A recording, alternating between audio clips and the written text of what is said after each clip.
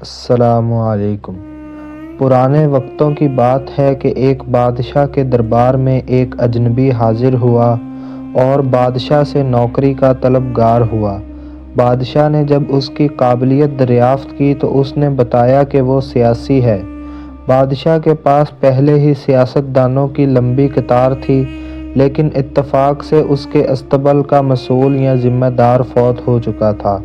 چنانچہ بادشاہ نے اسے اپنے خاص استبل کا مسئول بنا دیا۔ کچھ دن بعد بادشاہ نے اس شخص کو اپنے سب سے عزیز گھوڑے کے بارے میں دریافت کیا تو اس نے کہا، یہ گھوڑا نسلی نہیں ہے۔ بادشاہ نے وہ گھوڑا بڑا مہنگا خریدا تھا۔ چنانچہ بادشاہ نے اس شخص کو حاضر کرنے کا حکم صادر کیا جو دور کہیں جنگل میں گھوڑے سودانے اور سودا کر بیچنے کا کاروبار کرتا تھا۔ جب وہ شخص حاضر ہوا تو بادشاہ نے اس شخص سے دریافت کیا کہ تم نے تو مجھے یہ گھوڑا اصیل اور نسلی کہہ کر بیچا تھا، لیکن یہ تو نسلی نہیں۔ اس شخص نے جواب دیا کہ بادشاہ سلامت، گھوڑا ہے تو نسلی، لیکن اس کی پیدائش کے وقت اس کی ماں مر گئی تھی۔ چنانچہ یہ گھوڑا ایک گائے کا دودھ پی کر اور اس گائے کے زیر سایہ پلا ہے، اور بچپن اس نے گائے کے ساتھ ہی گزارا ہے۔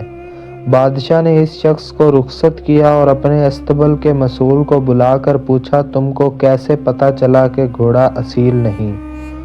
اس نے جواب دیا کہ گھوڑا جب گھاس کھاتا ہے تو سر نیچے کر کے گایوں کی طرح گھاس کھاتا ہے، جبکہ نسلی گھوڑا گھاس منہ میں لے کر سر اٹھا لیتا ہے۔ بادشاہ اس کی فراست سے خاصا متاثر ہوا اور حیران ہوا، اور اس کی گھر میں اناج، گھی، بنے دمبے اور پرندوں کا اعلیٰ گوشت بطور انعام بھجوایا۔ اس کے ساتھ ساتھ اس کو اپنی بیگم کے محل میں تعینات کر دیا۔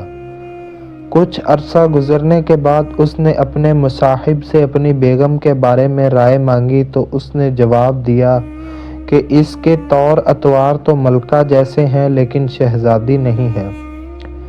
یہ سن کر بادشاہ کے پیروں تلے سے زمین نکل گئی، کیونکہ اس کی بیوی ایک بادشاہ کی بیٹی تھی۔ بادشاہ نے اپنے ہوش حواس درست کیے اور اپنی ساس کو بلا بھیجا اور معاملہ اس کی گوش گزار کیا۔ بادشاہ کی ساس نے اسے جواب دیا کہ حقیقت یہ ہے، تمہارے باپ نے میرے میاں سے ہماری بیٹی کی پیدائش پر ہی اس کا رشتہ مانگ لیا تھا، لیکن ہماری بیٹی 6 ماہ کی عمر میں فوت ہو گئی۔ چنانچہ ہم نے تمہاری بادشاہت سے قریبی تعلقات قائم کرنے کے واسطے اس بچی کو اپنی بیٹی بنا لیا اور اس کی پرورش کر کے تمہارے ساتھ اس کی شادی کر دی۔ بادشاہ نے مصاحب سے دریافت کیا کہ تم کو کیسے پتہ چلا کہ میری بیوی شہزادی نہیں ہے؟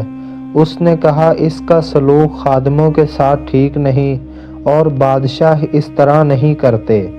بادشاہ اپنے مصاحب کی فراست سے مزید متاثر ہوا اور بہت سا اناج اور بھیڑ بکریاں بطور انعام اس مصاحب کو دیں اور اس کے ساتھ ساتھ اسے اپنے دربار میں متعین کر دیا۔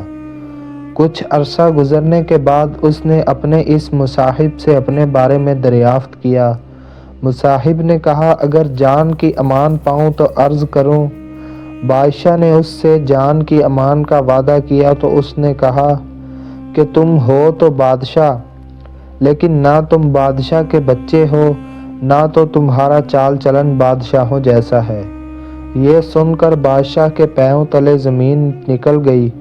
امان کا وعدہ وہ پہلے ہی دے چکا تھا۔ چنانچہ وہ اس گتھی کو بھی سلجھانے اپنی والدہ کے محل جا پہنچا تاکہ پتہ چلے کہ ماجرا کیا ہے۔ اس کی والدہ نے اس کی بات سن کر کہا، ہاں تم بادشاہ کے نہیں بلکہ ایک چرواہے کے بیٹے ہو۔ بادشاہ نے مصاحب کو بلایا اور اس سے پوچھا کہ تمہیں کیسے پتہ چلا کہ میں بادشاہ کا بیٹا نہیں ہوں؟ مصاحب نے بادشاہ کو جواب دیا کہ بادشاہ جب کسی کو انعام و کرام دیا کرتے ہیں تو ہیرے، موتی اور جواہرات کی شکل میں دیتے ہیں، لیکن تم جب بھی کسی کو انعام و کرام سے نوازتے ہو تو اناج اور بھیڑ بکریاں اور کھانے پینے کی چیزیں عنایت کرتے ہو۔ یہ اسلوب کسی بادشاہ کے بیٹے کا نہیں بلکہ کسی چرواہے کے بیٹے کا ہی ہو سکتا ہے۔